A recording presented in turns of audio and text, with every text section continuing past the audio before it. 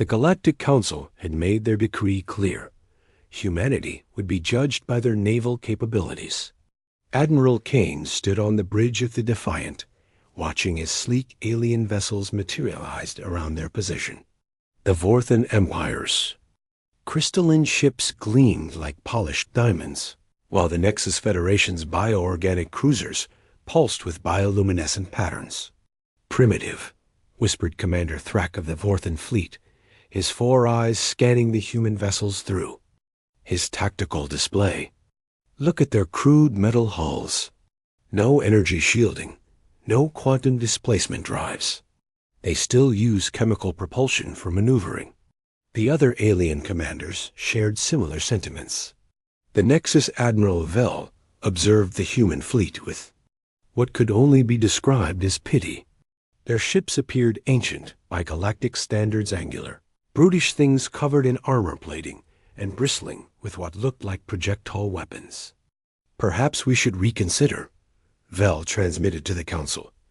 "These humans may not be ready for membership. Their technology appears centuries behind our own." Admiral Kane heard the transmissions through the open channel. He smiled grimly, adjusting his worn naval cap. "Well, gentlemen," he announced to his crew, "looks like it's time to show them what vintage means." The demonstration began, with the aliens showcasing their advanced capabilities. The Vorthan ships phase-shifted through dimensions, appearing and disappearing at will. Their weapons fired concentrated beams of pure energy that could disintegrate asteroids in seconds. The Nexus vessels merged and separated like living organisms, their adaptive hulls reshaping to optimize for different combat scenarios. "Impressive," Kane admitted, though his tone suggested otherwise. "Very flashy, like a fireworks display." The alien commanders preened at what they assumed was begrudging admiration. They had no idea what was coming. "Our turn," Kane said simply. Human fleet began to move, and immediately the aliens noticed something unsettling. There were no energy signatures, no quantum fluctuations, no bioneural activity. The ships moved through space with mechanical precision, their chemical thrusters, providing exact positioning that seemed almost quaint. "Begin demonstration protocol 7, Kane ordered. The lead human destroyer, Wolverine, targeted a massive asteroid designated for the test. Instead of energy beams or exotic matter, it fired what appeared to be simple metal projectiles. The aliens watched in confusion as the primitive round struck their target. The asteroid exploded. Not disintegrated, exploded. Chunks of rock flew in all directions with tremendous force. The alien sensors registered the kinetic impact, but the math didn't add up. The projectiles had been traveling at impossible speeds. "How?" Thrak demanded over the comm. "Chemical propulsion cannot achieve such velocities." Kane's response was casual. "Railgun, magnetic acceleration. We've been using them for 3 centuries. That particular round was traveling at 12%. Light speed when it hit. The aliens fell silent. 12% light speed from a kinetic projectile was beyond their comprehension. Their energy weapons, for all their sophistication, rarely exceeded 5% light speed. "Continue demonstration," Kane ordered. The human cruiser Titan approached a second asteroid, this one significantly larger. Instead of firing immediately, it launched what appeared to be a simple metallic cylinder.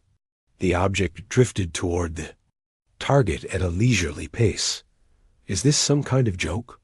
Commander Thrak muttered. The cylinder reached the asteroid and simply attached itself to the surface. For several moments, nothing happened. Then the asteroid began to crack. Slowly at first. Then with increasing speed, fractures spread across its surface. Within minutes, the entire massive rock formation crumbled to dust. "Nanomachines," Kane explained. "Self-replicating, self-sustaining. They'll consume any carbon-based or metallic material to reproduce.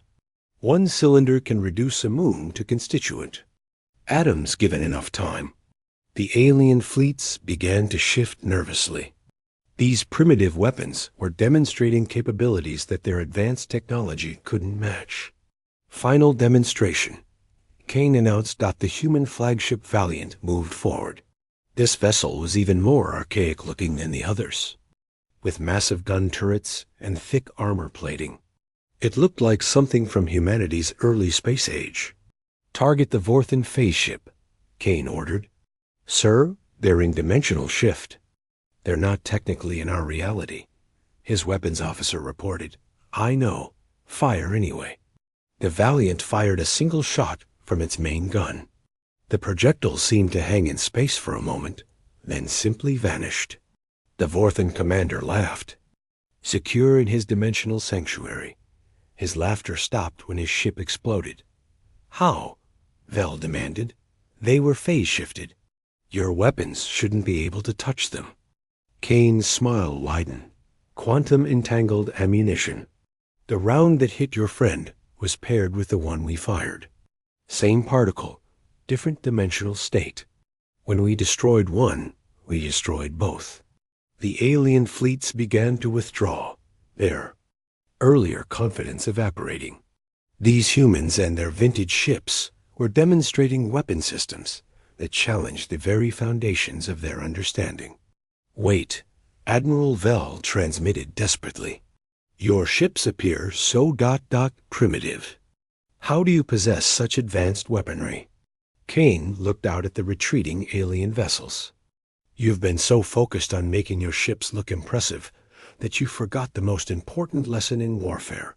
It's not about looking advanced. It's about being deadly." He paused, letting his words sink in across the con channels.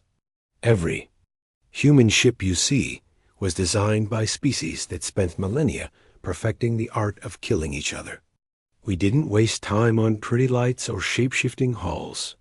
We focused on one simple question: how do we make the other guy stop existing?"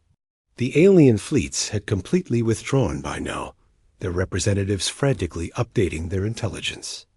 Reports. The Galactic Council's vote was unanimous. Humanity would be granted full membership immediately as the human fleet prepared to return to Earth. Kane allowed himself a moment of satisfaction. The aliens had learned an important lesson today about judging books by their covers. Sometimes the most dangerous predator is the one that doesn't look dangerous at all. The stars belong to humanity now, and their vintage ships would ensure it stayed that way.